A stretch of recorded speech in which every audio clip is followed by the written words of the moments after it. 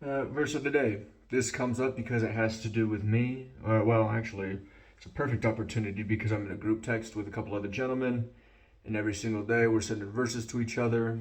And I've chosen to, I guess, do more about the practical application while combining what I know with word studies and then making things a little bit more clarified. And also I think it might relate to somebody else who's watching this. Not 100% sure.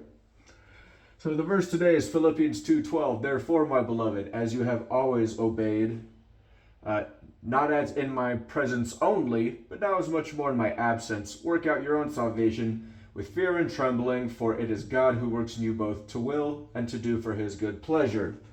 This has to tie in to do with fear and trembling, because I wasn't quite sure what a trembling is. I know what fear is, what the biblical definition of it is.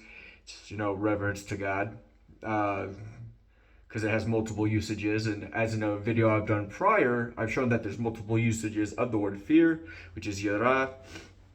But also, now what's trembling? Well, trembling, the word in Philippians 2:12.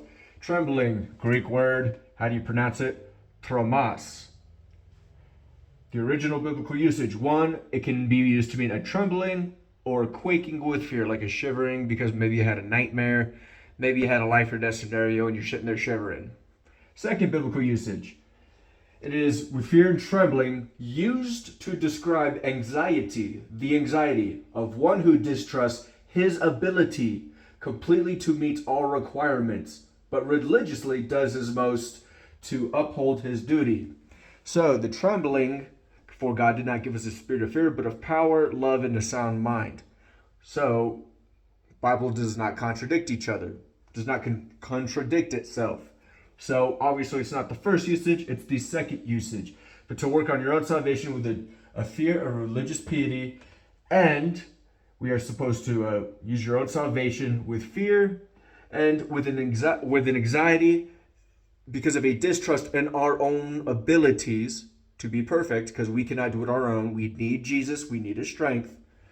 It is a distrust in our ability to completely meet all requirements, but we still try to do this to our utmost to fulfill the duty of to be Christ-like. We're not going to be perfect. We're not going to achieve it. We cannot do it on our own. We cannot have faith in our own self to be able to do this. So there needs to be, we can't trust ourselves to do it. We have to trust in Jesus to work through us, process of sanctification to continue to get better, to be more like him. For it is God, not you, it is God who works in you, both to will and for his good pleasure. So it's not about you, it's about Jesus. It's about his strength in you. It's not about you and your ability to do your works. In fact, you should be nervous about when you start relying on your own ability to do it, because that is not biblical, and we can go about that all day. So that is the lesson for the day. That's the word of the day, how to pronounce it, taking it back to the original Greek. So there's no mistranslations here, and I've put it into context. Have a good day. Be blessed.